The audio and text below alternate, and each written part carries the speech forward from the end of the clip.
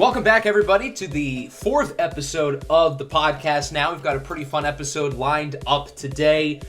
We appreciate all the support so far on the first few episodes. Of course, I am Octi, joined by Nick and Ader. Do you have anything you want to say to the people? Glad to be back and glad to keep on rolling. So we've got a lot to go through today. Obviously, the NFL offseason. There's been a lot that's happened since the last episode. Talking about the NFL draft, of course. Going through some early baseball storylines, including the World Baseball Classic, talking about the NBA a little bit and March Madness, and then we've got our usual fun segment at the end of the episode. So without further ado, let's get started. So we're going to start things off with the NFL offseason, which has certainly taken precedent in the football world over the past few weeks. There have been a lot of big moves within free agency. When we did the last podcast episode, that was like the super early portion of free agency. So since then, a whole lot has happened.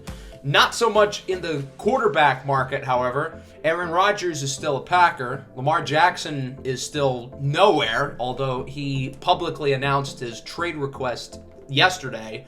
And he had said that he had announced the trade request a few weeks ago to the Ravens, who have done nothing to improve the receiving core other than acquiring Nelson Aguilar.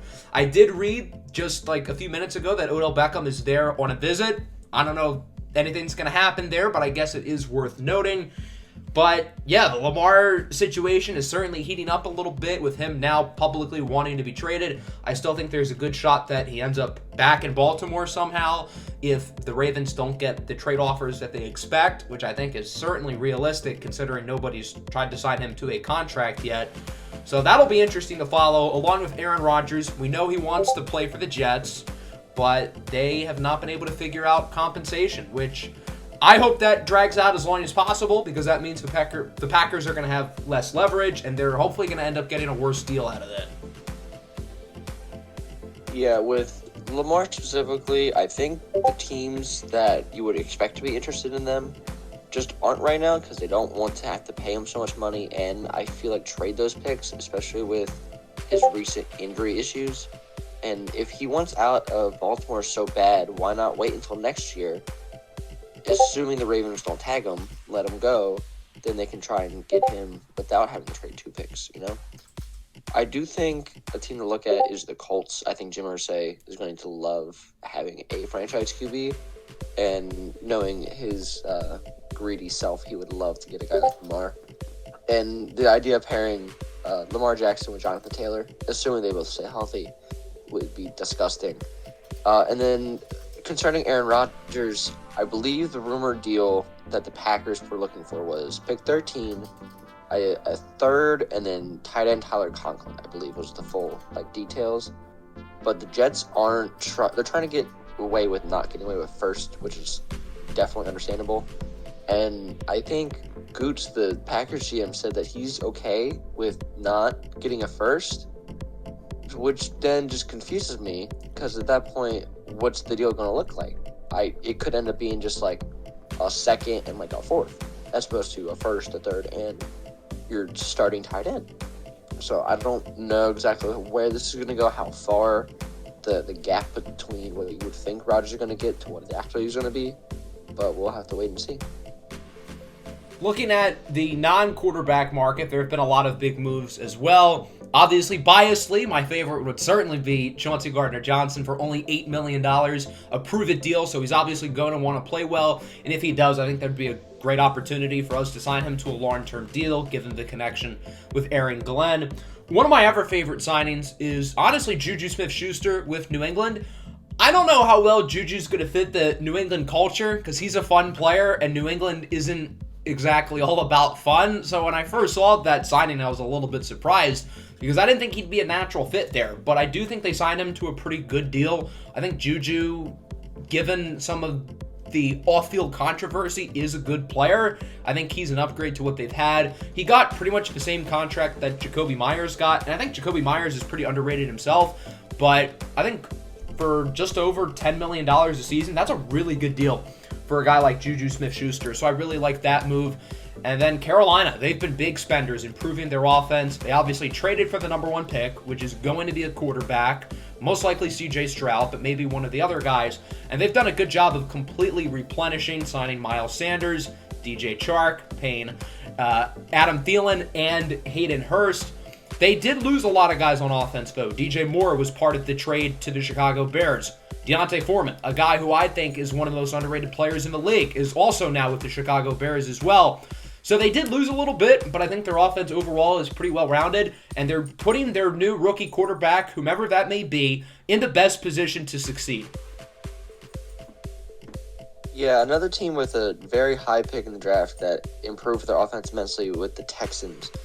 Signing Devin Singletary and Dalton Schultz to cheap deals. Singletary's going to be able to sit there and partner with Dameon Pierce, not have to get the boatload of carries like he did in Buffalo. And he's a lot more of a pass-catching back, so pairing that with the run down the middle bruiser with Pierce is going to be really nice. And getting at least one established weapon for whoever their QB is with Schultz is really nice, especially after the trade of Brandon Cooks. Robert Woods is solid, but he's an okay receiver too, and he's not a receiver one, but getting a really good tight end like Schultz is going to be great. And even trading for like a 7th for Shaq Mason, who's one of the better guards in the league, so improving that O-line, re-signing Larry Tunsil, just keeping that O-line going, one of the more underrated O-line units in the league to me. And I do want to touch on CJ a little bit as an Eagles fan. A little sad to see him go. But I am really curious to see where the Lions play him at. Because in New Orleans, he played safety, slot corner, outside corner, box safety. He played everything. And when he came to Philly, he played pretty much just center field, playing safety, just covering that back end. But with how depleted the cornerback room is in Detroit, I'm really curious to see if they're going to play him at safety, which is one of their stronger defensive units, or play him at corner, which is one of the weaker units. So I do really want to see where they play him and then how he does.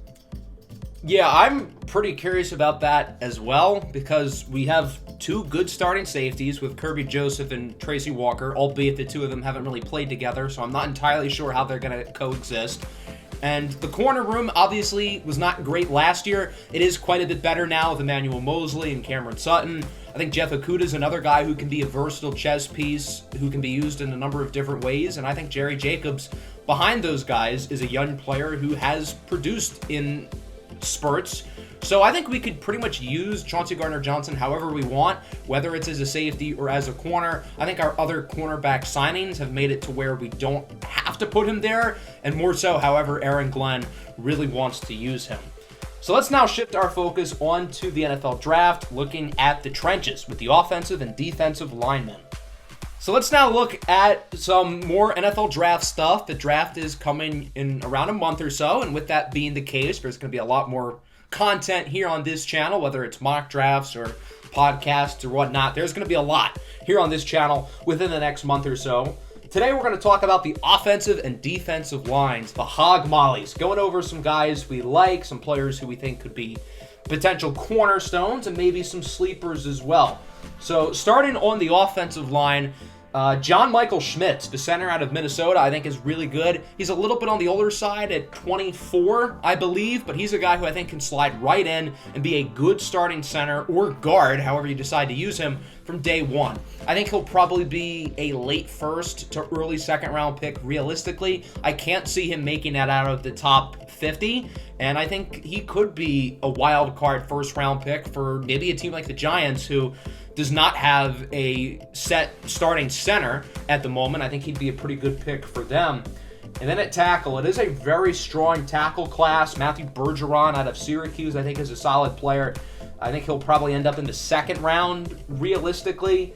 And then going down the board, there are some solid players behind them. Andrew Voorhees, the guard from USC, he's the guy who tore his ACL during the combine workouts, but still led, I think, all offensive linemen in bench press the day after he suffered the injury, which is impressive. So, should be interesting to see how the offensive line board plays out, especially with those first few tackles at the top, like Skoronski and Paris Johnson.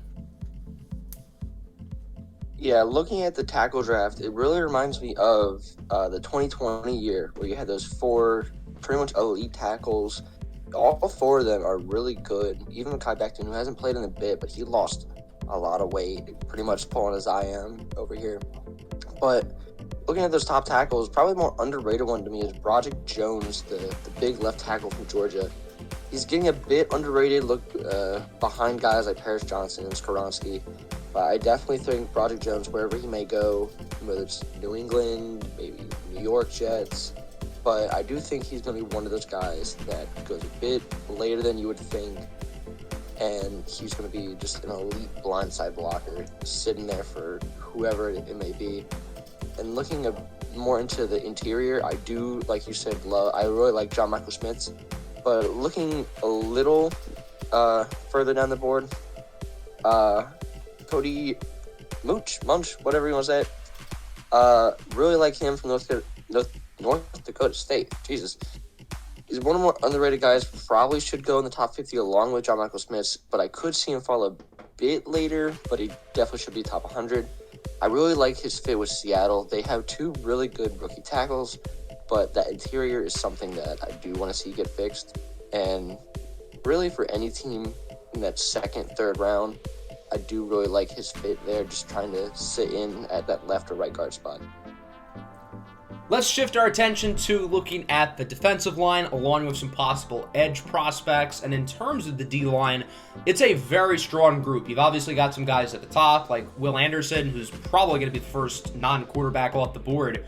Tyree Wilson, who I think is going to be the second non-quarterback off the board. And then the wild card that is Jalen Carter, who might be the best pure player in the draft. But looking down the board a little bit, there are some really good sleeper guys. Adetomiwa Adebawore out of Northwestern is a guy who I've been pounding the table for. He's a little bit undersized, 6'2", 282. He's kind of the tweener in a sense, but I do think he'll be a solid fit on a number of defenses. He was phenomenal during the Senior Bowl, tore up the combine. He ran a sub 4.5, which is wild for somebody who's over 280 pounds. So I think he's got really solid explosiveness and athleticism, which should be able to translate to the NFL level. I don't see him in a lot of first-round mocks, but I personally think he should end up as a first-round pick. Another guy I like, who I think also could end up in the first round, is Mazie Smith, the nose tackle out of Michigan. Really, really solid player. I think he's being slept on a little bit as well.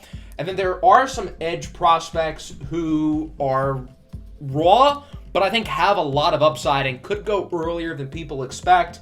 And the two who really would describe that for me are Will McDonald from Iowa State and Zach Harrison from Ohio State.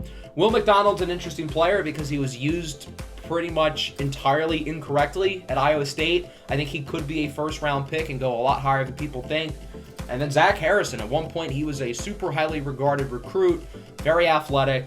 He's a guy who just never really put it all together at Ohio State, but the flashes were always there. And he's a guy who could possibly sneak into the first round as well. So while you've got those guys at the top who are great, there are a lot of solid defensive linemen behind them who could be just as good and go 20 or 30 or even more picks later.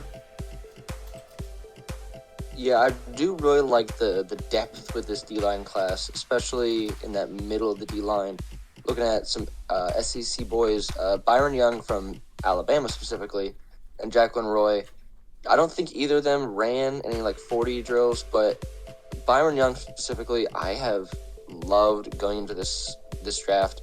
I really want specifically the Eagles to draft him 4th, 5th round, just try and scoop him up and maybe be able to partner up with Jordan Davis long term. But no matter what team is going to get either Young or Roy, I think they're going to get one of the most underrated players in this class, and they're going to be able to sit there in that D-line, maybe even be like a DN type of guy, but they're mostly going to be the DT, stop the run, get to the quarterback a few times here and there, but they're going to be sitting there nice and pretty, just standing there as a wall guarding whoever running back is there.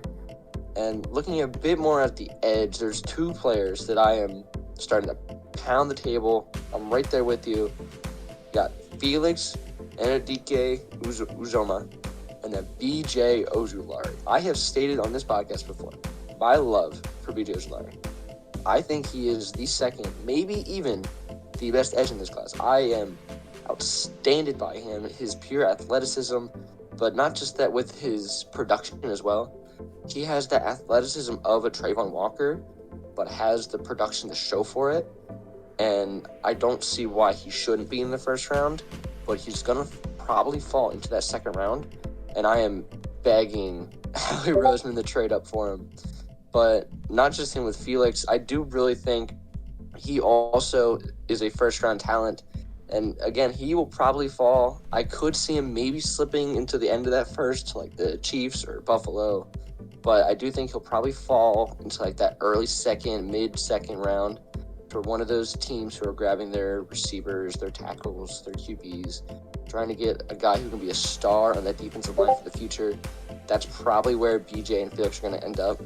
And I think whatever team ends up getting them, they're going to have a star that's going to make them. Should be certainly interesting to see how the edge board plays out after those top two guys and whatever happens with Jalen Carter and the few guys below him. So let's now move from football over to the baseball season, starting up within the next day or two. Let's now shift our attention to the MLB season, starting on Thursday with opening day. I'm pretty sure all 30 teams are playing their first games of the year. But we'll start with our reactions to the World Baseball Classic, which concluded last week with Japan beating the United States in the final. I think 3-2 was the final score.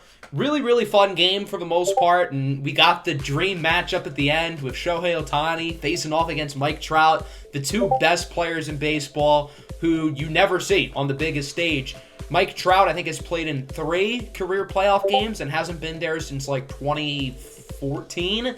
And obviously, Shohei has never played in a Major League playoff game either, so this is by far the closest you'll find to a postseason type of setting, if not even above that for some players.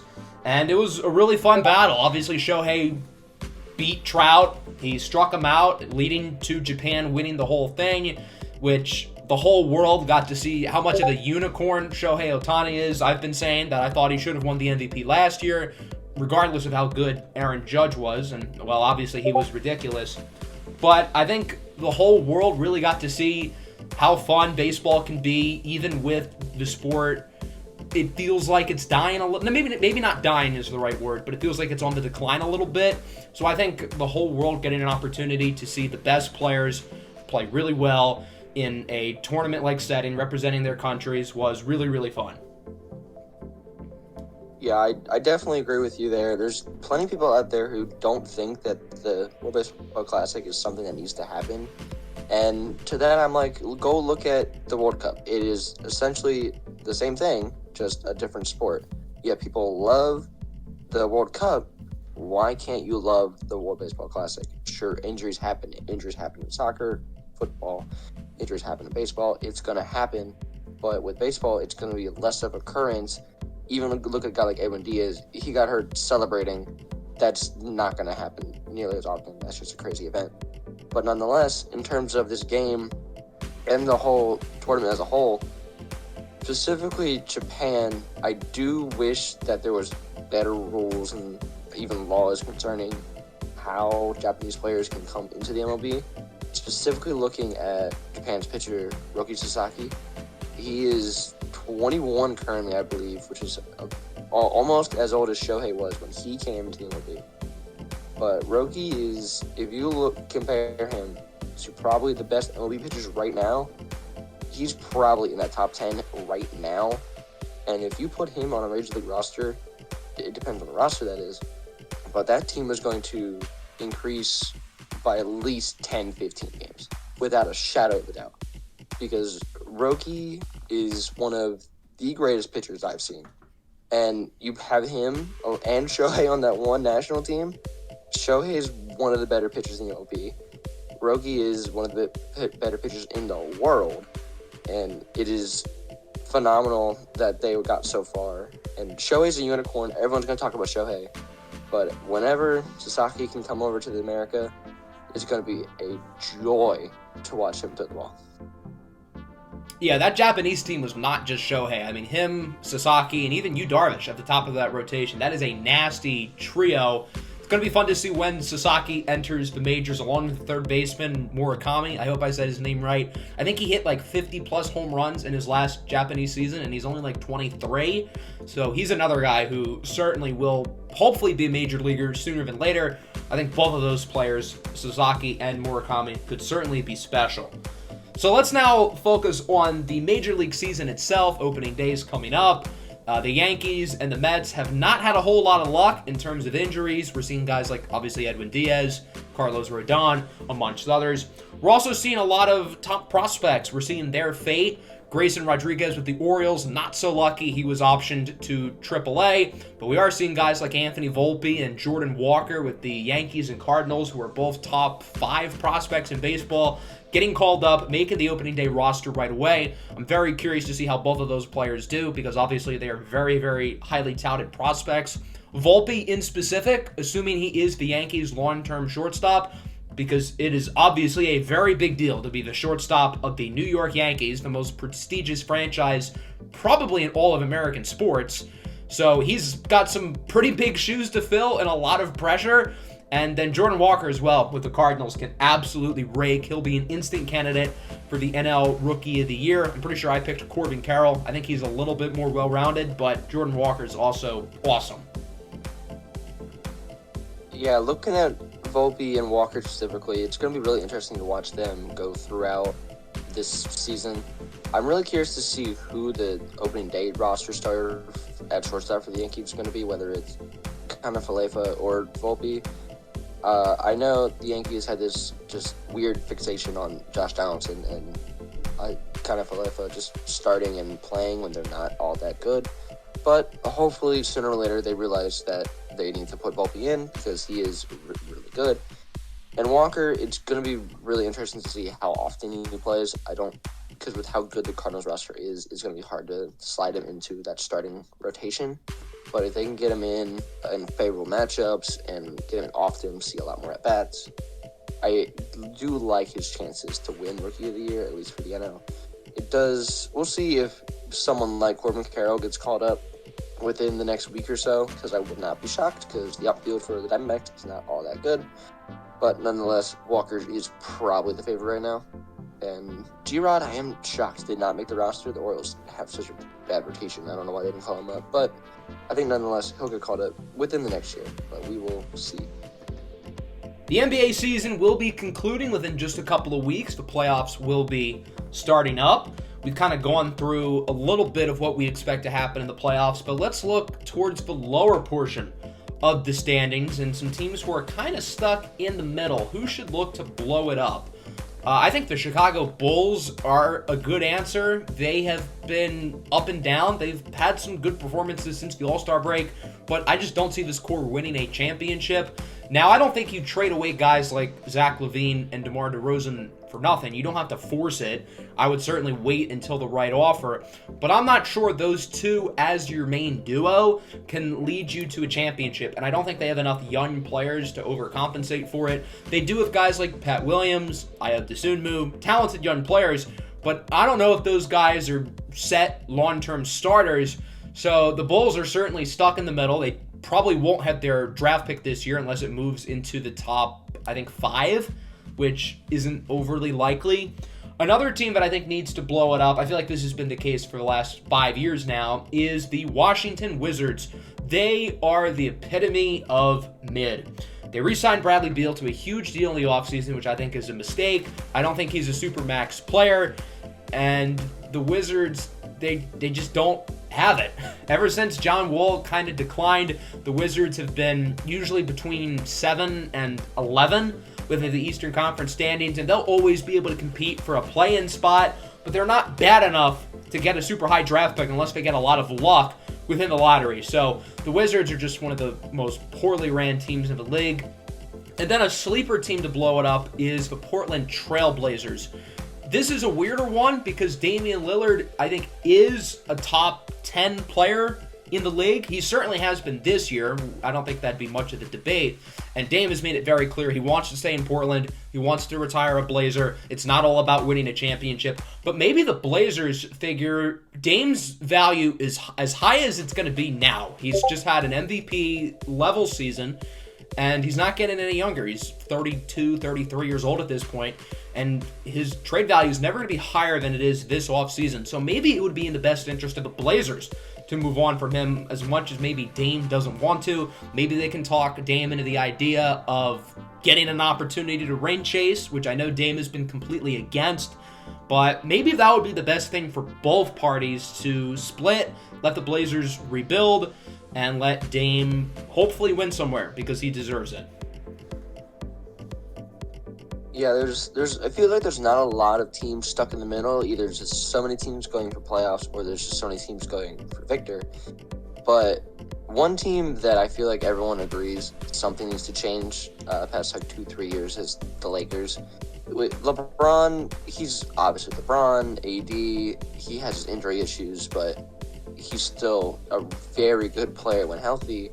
But the rest of that core around those two isn't the greatest. It's one of the oldest rosters in the league, and they made some deals at the deadline, but they're still sitting under 500. They're sitting at the 9 seed, and even if they get through the play-in tournament, they're not going to get very far. Even if you get LeBron in the playoffs, I don't think it's going to be enough to get past those top teams. It would be hard to get rid of LeBron and move on from him, but as he said that he wants to play wherever Bronny goes, if you can get him off the team now before Bronny shows up, and you don't have, I think the leverage there is higher than if Bronny is on like the Magic or something, to where if he wants to leave, you're not going to get as much for him as you would now. And AD, you're going to get a lot for him, whatever team that may be. And another team that's really perplexing right now is the Dallas Mavericks. Kyrie has been helpful, sure, but that's just him and Luka. They're the 11 seed right now, 3-7 in the last 10. They have not been winning games. They've lost to some of the worst teams in the league lately. And obviously Luka is one of the best players in the league. Kyrie, when he's not going crazy and on the court, he's really good. But those two guys alone aren't winning them games, and they haven't been able to get talent around Luka until Kyrie, but it just isn't enough. They need more talent, and they're probably going to either, if they do re-sign Kyrie, they're probably going to go try and find someone to get in the middle and help them out there. But if Kyrie leaves like he's expected to, and you just have Luka just standing there alone by himself, he's going to want to leave soon to go and win some damn games. And I don't know what they expect to do when it's just Luka. He's really good, obviously, but he's not going to win them a championship by himself, you know? But they're probably going to be spending in the offseason just to try and win with Luka. They're not going to want to get rid of Luka. He's the heart of Dallas. But we'll see how it plays out in the next 2-3 years. Let's now look at some teams who are not so much at the bottom of the standings and even the middle, but higher up, probably to make the playoffs, but not really true contenders, who could possibly make a surprise run. In the Eastern Conference, I think the top 4 teams, Milwaukee, Boston, Philly, and Cleveland, are certainly a notch above everybody else. And I have a hard time thinking one of those teams would lose in the first round. But if anybody below them would make a run, I think it could be the Miami Heat. They've been a little bit disappointing this year, but they've played solid basketball since the All-Star break. And they're a team who's been there, done that. They made the finals in the bubble. They were a game away from making the finals last year. They have what it takes. They've done it before. And I think they've really picked it up a notch recently and certainly could. The Western Conference is weird because there's like 7 or 8 teams who you could see doing some damage, but I don't know if there's a clear favorite other than, say, the Denver Nuggets. A team to watch out for, I think, is the Los Angeles Clippers, especially if Paul George is healthy for the playoffs. They've been playing pretty well lately. Kawhi's really picked it up recently as well. So as long as Paul George is healthy, I think they could be a team who makes some noise. The Pelicans have been very streaky this year, but they've been playing a little better recently. It'll certainly largely depend on the health of Zion Williamson, who, again, has not been able to stay healthy this year. The Pelicans started off red hot this year, then they sucked, but now they've won 5 in a row. So who knows, maybe they're switching the tides. If Zion is healthy and playing in the postseason, I think the Pelicans could make some noise. And then another team even lower than them, I don't think this team is going to make a run, but I think they could give their first-round opponent a lot of trouble, and that's the Oklahoma City Thunder, who are currently in 10th place, 37-38. They're a pesky young group. None of those guys really have much playoff experience. A couple of those guys were on the 2020 team who made the playoffs in the bubble, but for the most part, their team is very young, very inexperienced, but I could see them giving one of those higher seeds a 6 or even 7 game series in the first round. I don't think OKC makes it out of the first round, but I think they'll make some noise. Yeah, I definitely agree that there's definitely going to be more teams that are going to have a fighting shot in the Western Conference. You stole my answer with the Clippers, but if anyone's going to be able to make a run that's a lower seed, it's going to be Golden State. When you have Curry and even Klay Thompson doing what they do best, they're going to be able to go on a run and just do what they do best. They're going to win championships. That's what they've done the past, decade now, it feels like. And just playoff Curry is one of the greatest playoff performers ever. I will say it, one of the greatest playoff players in history. And if anyone's going to go to top one of those top teams, Nuggets, Grizzlies, Suns, it's going to be playoff stuff, without a shadow of a doubt. And then looking more towards the Eastern Conference, I do agree it's probably going to end up being one of those 4 teams.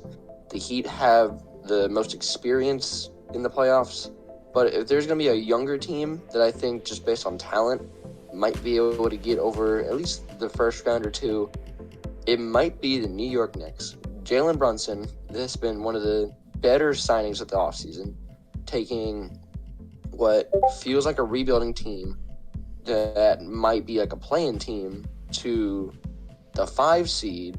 And sure, they've been cold a bit here and there lately, but I think they might be able to give whatever team it is that they play a run for their money. Even if it ends up being like a Nets, maybe, depending on where the Nets fall, because they're not that good anymore without KD or Kyrie. But the Knicks, with that young roster, they're spunky, they're ready to fight, and I wouldn't be shocked that they get a surprise upset, especially if it's the 76ers. But I do think New York could put up a bit of a fight. I don't think they're going to go very far, but I do think they're a surprise team to put up a bit of a fight. I'm really hoping we get the Knicks and the Cavs in the first round. If the season ended today, that's what would happen, is the 4-5 matchup. I think that series would go 7. That would be really exciting. But what's really taken the basketball world by storm these last few weeks is March Madness. When we last had the podcast, the tournament was about to start. We had 64 teams left, and now we are down to 4. And it's a very unlikely group of 4, with 3 teams who have never made the Final Four before in their team's history: San Diego State, Florida Atlantic, and Miami. And then UConn, who going into the tournament was only a 4 seed, but they have looked like the best team in the country. UConn, I think, is minus 125 to win the championship right now, so they are heavy favorites. And my brain is telling me to pick UConn to go all the way, and I'm going to do that. I'm going to pick UConn to beat San Diego State in the championship. I think it's a stupid idea of me to go chalk, because nothing about this tournament has been chalky at all, but that would be my bet as of now. UConn just looks unstoppable. They demolished Arkansas in the Sweet 16, and if we had beaten Arkansas, I'm not convinced we would have been able to get past UConn. And they demolished Gonzaga in the Elite 8. They just look unstoppable right now. Jordan Hawkins is the type of guard who can win you a championship. Adama Sanogo inside, I don't know how you can stop him. I don't think any of the 3 teams left have a big who can match up with Sanogo. And they've got enough solid role players with guys like Andre Jackson, Alex Caraban. Solid role players who know how to play to their role and let the 2 stars, Hawkins and Sanogo, really go to work. So I think UConn beats Miami. Miami's a tough team. They've got a lot of really good guards, Pack, Wong, and others. And then on the other side, I think Florida Atlantic's Cinderella run comes to a close. I think San Diego State's veteran experience and their defense is a little bit too much. And then I don't think San Diego State can stop UConn in the championship. I have a feeling I'm going to be very wrong because, again, there has been nothing chalky about this tournament, but UConn just looks like another monster. And this could be another season where UConn is a middle-of-the-pack seed who plays for best ball in March, just like they did with Kemba and Shabazz Napier, and now Hawkins and Sanogo here in 2023. Yeah, just based on how the whole tournament has gone, no one seed's in the Elite Eight, and the highest seed in the Final Four is the 4 seed, and then you got 9 seed FAU. Just based on everything we've seen, why not keep the train rolling and go with the underdog? FAU has been in plenty of close games, and they've now made sure to come out on top, and they've been winning games in close situations. UConn, while dominant, they haven't been in any close situation, and I think if FAU can get by San Diego State, they might be able to give UConn a bit of run of their money, and we can see what happens in a close game with UConn, assuming UConn gets past Miami. So I'm going to go with the unjockey pick. I'm going to go FAU beats UConn, just because everything that you think happened hasn't happened. Princeton, of all teams, they went to Sweet 16 or Elite 8, one of the two. Yeah, Sweet 16. They went, Sweet 16. I picked Virginia because I don't know anything about basketball, and they went in the first round. Kansas lost against Arkansas. Just everything about this tournament has been just nonsense. So let's just keep the train rolling. Let FAU cook, and they're going to go up, and they're going to upset San Diego State, and they're going to upset UConn. Let's just keep the upset train rolling. I think Florida Atlantic winning the whole thing would be like poetic justice for what's happened throughout the first 4 rounds. That'd be the only fitting way to end it. I have seen some narratives on the internet that this Final Four is like boring because there's no blue bloods. I think that's really stupid. Like, people were complaining last year that we had 4 dominant programs in there, and now people are complaining this year that there isn't any dominant program. Obviously, biasedly, I prefer last year's Final Four because my team not only was in there, but they won the whole thing. So obviously, I'm going to say, for my viewing perspective, I prefer the 2022 Final Four because we won the championship. But as an unbiased viewer, I don't see how people can dislike this. People talk about how they love upsets early, and who doesn't? Upsets are awesome. So if you do love upsets, then how can you not love seeing 3 teams who've never made a Final Four get in, including a 9 seed in Florida Atlantic from the Conference USA. You have San Diego State from the Mountain West. These are not necessarily Power 6 conferences for college basketball, albeit the Mountain West and Conference USA are pretty underrated. But I don't see how people can say they dislike this Final Four when it was a lot of the same people who were complaining about last year's.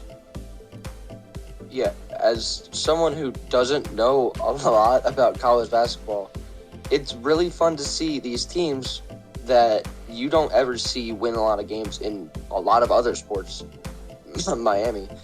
But you get to see all these underrated teams, and they get the upsets, and that's pretty much what March Madness is built around.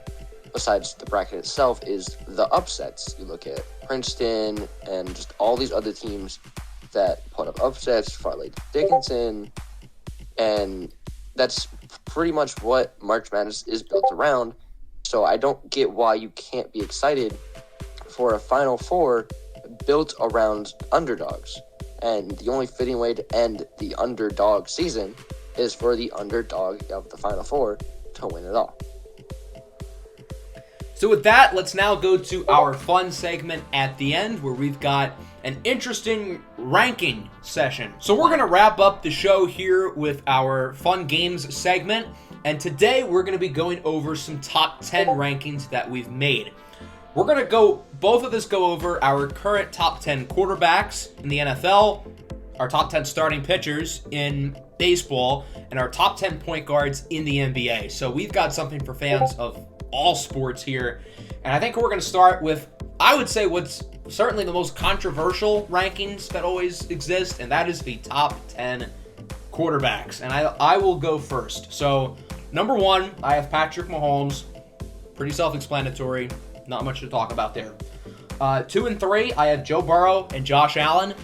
I think you can put either of those guys in any order, but Joe Burrow's had a little more recent playoff success. I think that's what puts him over the edge. QB wins are not a stat. I'm not trying to use QB wins to say Joe Burrow's better, but for right now, I think I'm going to take Joe.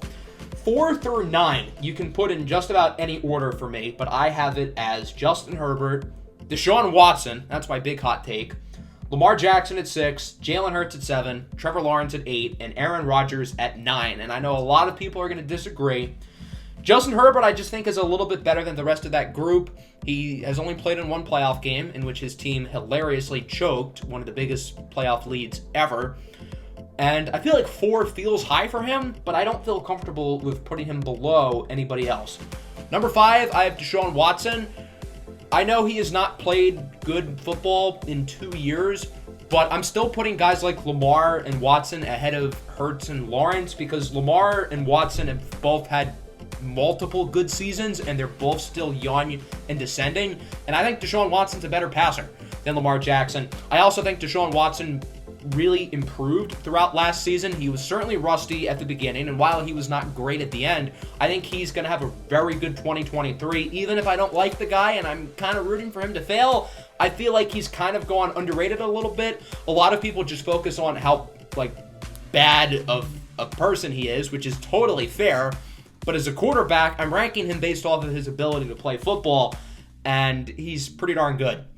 I have Lamar at 6. He's a young guy who's been good for multiple years, which is why I have him ahead of Jalen Hurts and Trevor Lawrence.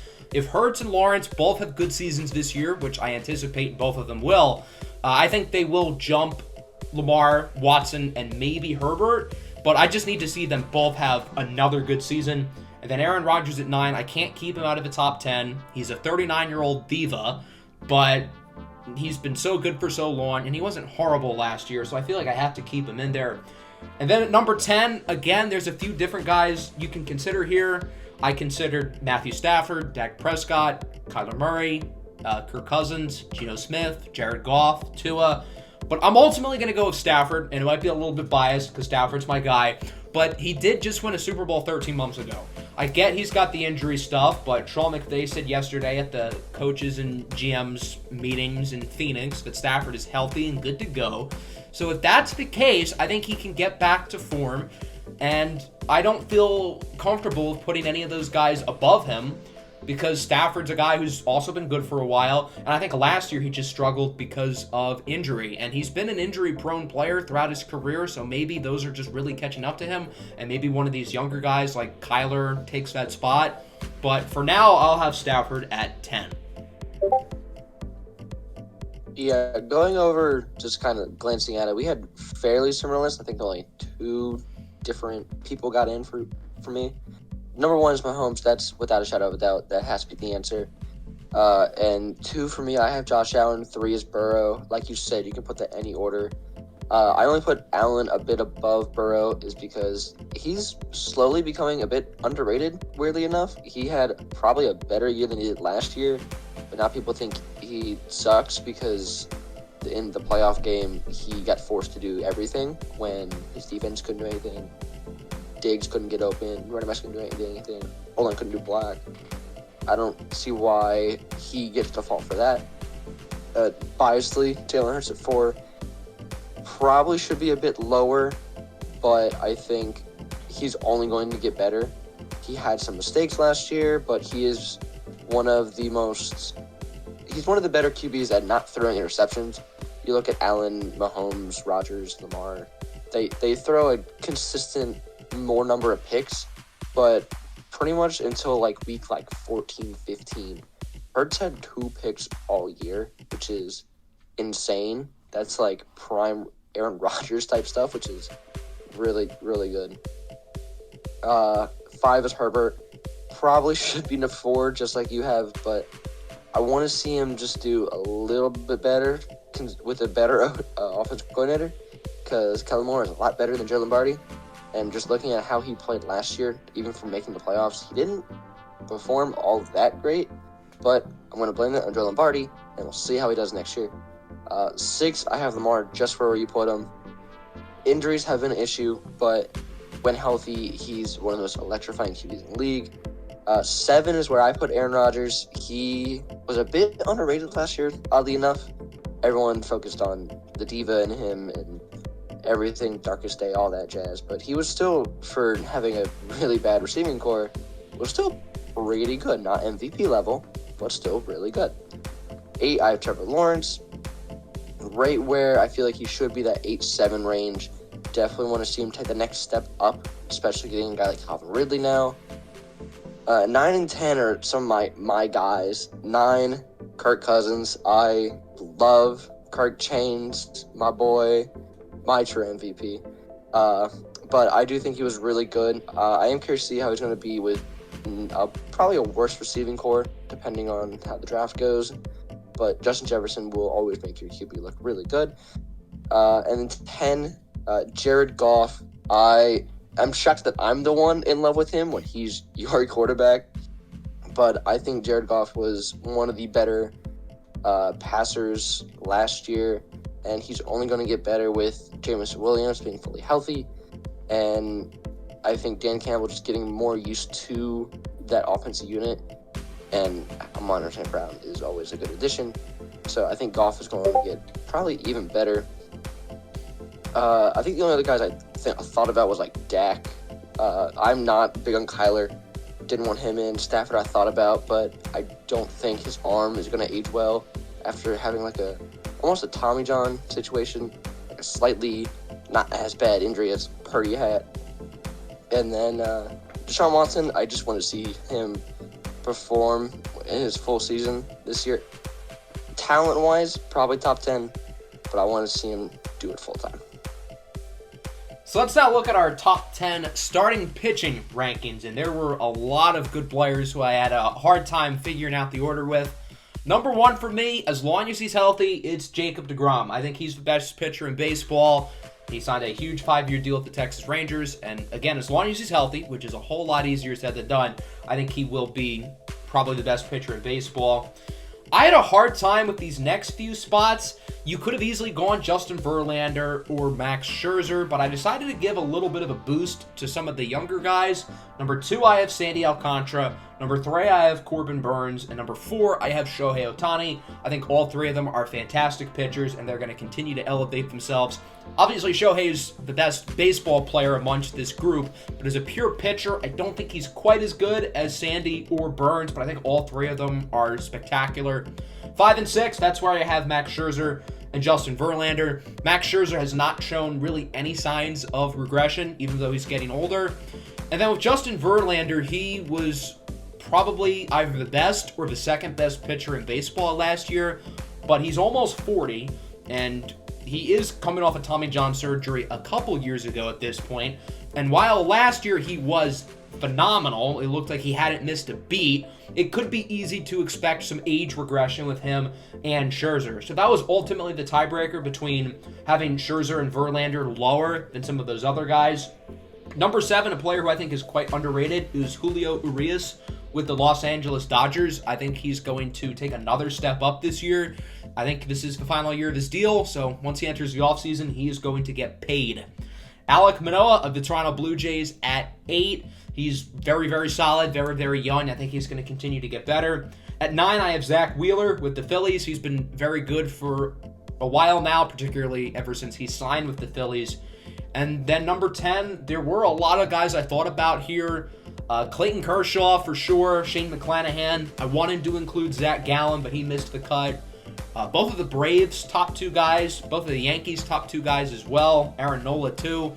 But I ultimately landed on Shane Bieber with the Cleveland Guardians. I don't think he gets enough credit for how good he's been since his Cy Young 2020 season. So for me, I've got Bieber at 10, but there's a lot of ace-caliber pitchers who just missed the cut, who I feel bad about not having in the top 10, but I think right now these are the 10 best.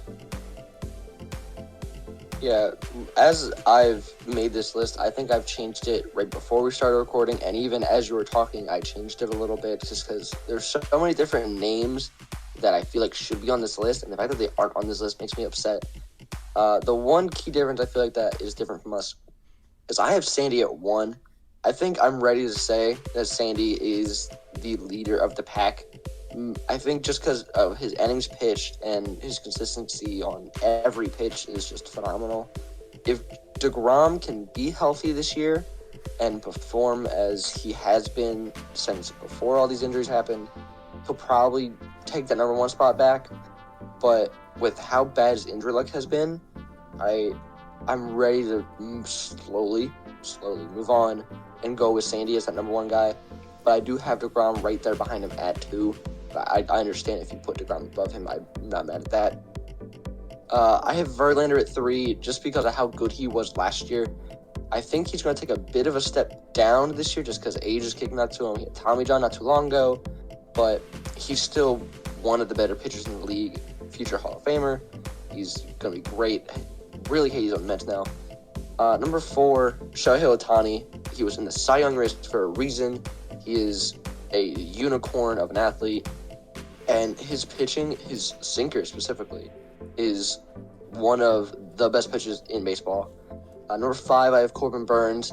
I'm a little lower on him than I feel like of some other guys, but I think I have to respect him just because he is obviously he's number 5, but he's one of the better pitchers. And that bit of an underdog story is always interesting to see how he took a little bit to develop, but he is obviously one of the better pitchers. 6, I have Alek Noah. I love him. Easily my favorite, probably my favorite AL East pitcher. Not best, but one of my favorites. And 7, he had a bit of a down year, but I think Garrett Cole is still definitely a top 10 pitcher.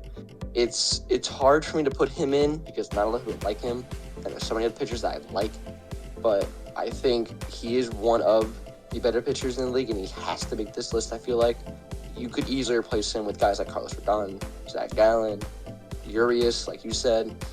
But I think Garrett Cole should be on this list. 8, probably one of my guys is Shane McClanahan. I love him. I thought for the longest time he was going to be the Cy Young winner in the AL. And then Verlander just kept on going, and it fell through. But I forget who I picked for AL Cy Young this year. But Shane is probably my second pick, right behind him. And then 9 and 10, I have my Philly boys, Aaron Nola at 9, Wheeler at 10. Nola, I feel, is a bit of an underrated guy. I think I picked him as like my dark horse Cy Young candidate. But between the both of them, they're phenomenal. And probably a top 3 pitching duo in the league right now. And I love them. But like you said, there's so many different guys you could have put on this list. Zach Gallen, Shane Bieber, Urias. But it feels weird not seeing so many different guys on this list. Even Dylan Cease, I love him. But that's the top 10 for now. So our final ranking today will be the top 10 point guards in the NBA. There are some debatable ones because, who do you classify as a point guard? I did not put LeBron on my list. I know a few people would view him as a point guard, but I personally don't, although LeBron's obviously fantastic. He'd be, without a doubt, in the top 3 for me. But I had a hard time between 1 and 2. I ultimately put Luka at 1 and Steph at 2. I feel wrong for not having Steph at 1 because he's led 4 championship teams, including doing so last season. But I think Luka's just a little bit better now. You really can't go wrong either way with the two of them. But for now, I have Luka at 1, Steph at 2. Number 3 was a lot easier. For me, that's Damian Lillard. I think he's a little bit worse than those top 2 guys, and I think he's a little bit better than everybody else. I think he's had the best season of his career this year, which says a lot because he's a Hall of Fame player. Number 4, I have Ja Morant with the Grizzlies, the best shooter off the court in the NBA. I thought about putting Shai Gilgeous-Alexander ahead of him, but for now, I have Shai at 5. He's been ridiculous this year with the Oklahoma City Thunder. And then I feel like there's a small tier gap after that top 5. Number 6, I have Kyrie Irving. Say what you want about him off the court, but on the floor, he's really, really good. So Kyrie, I have him at 6. Number 7, I'm going to put James Harden. I think you could put Harden above Kyrie. Can't really go wrong either way there. I don't know if you'd consider Harden as a point guard, but I would. So I'm going to put him in at 7. Number 8, I have Trae Young with the Atlanta Hawks. He's certainly not a very good defensive player, but his offensive game is phenomenal. Number 9, I have Darius Garland with the Cavs. I couldn't really talk myself into putting Garland ahead of Trey. I think both of them are too skilled not to be in the top 10. And then at 10, I have Drew Holiday with the Milwaukee Bucks, a defensive anchor, certainly a good enough offensive player. There were a lot of good players, again, similar to with the starting pitchers, a lot of really good players who I felt bad about leaving off. Tyrese Halliburton, De'Aaron Fox, Jalen Brunson, LaMelo Ball, Chris Paul, even Jamal Murray. A lot of really good players, but I think for now that is my top 10. I definitely will say, before I start telling my list, this is probably the most similar list. I think the first 8 are pretty much the exact same except for a few swaps until 9 and 10.